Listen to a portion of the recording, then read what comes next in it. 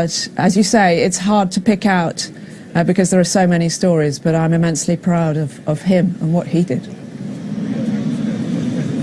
In terms of the investigation, I wonder if you could bring us right up to date. We understand there have been a number of raids overnight. Could you bring us up to date with those and also the number of people currently in custody?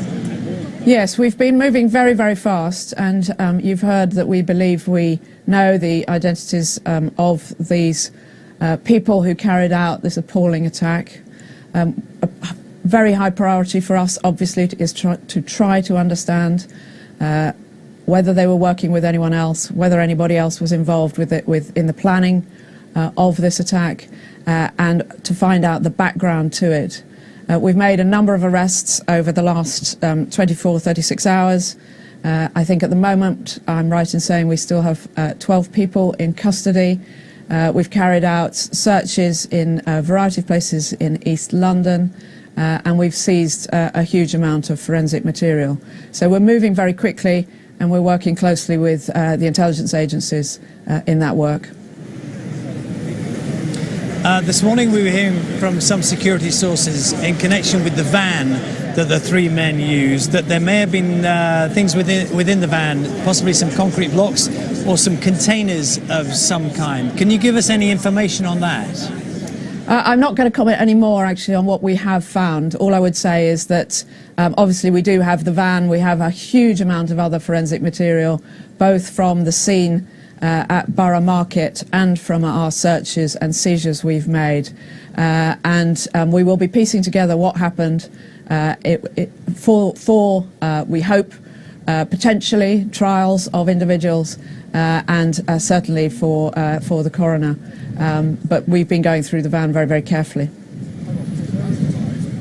The comments yesterday we heard in connection with the actual use of weapons yesterday by the police officers who shot dead the attackers, it was described as an unprecedented response. There must be enormous pressure on the police and security services right now. Could you give us a sense of that? Yes. The response was extraordinary. I think everybody would agree with that. The armed officers, 8 minutes from the moment we first received our first call, as I understand it, to the moment when they had neutralised the threat from these individuals, the three attackers were dead. Following on from that, clearly there's a huge operation, both to make sure that we can keep people safe at that immediate scene, examine the scene, and then roll out proper protection across London for individuals, for events, for crowded places.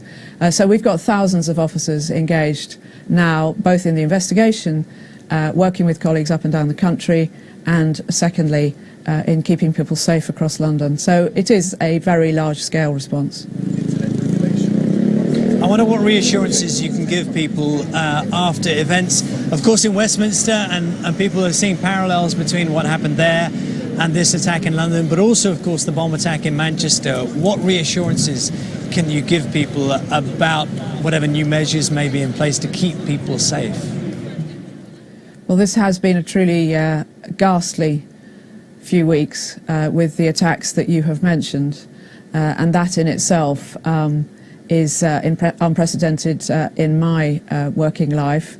That said, we in this country have faced a terrorist threat again throughout my life. Actually, that threat changes, it morphs, and we will change and adapt to what appears to be a kind of new reality for us.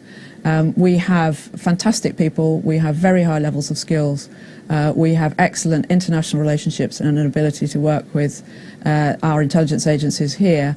As you're aware, since 2013 we've foiled I think 18 plots, certainly in the high teens. We arrest about a person a day and have been for some time in relation to counterterrorism.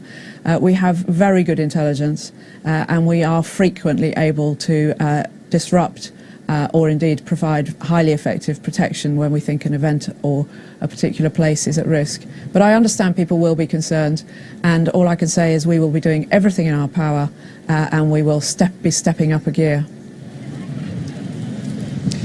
Cressida Dick, thank you very much for your time this morning. That's Cressida Dick, Commissioner, Metropolitan Police, most senior police officer in the country.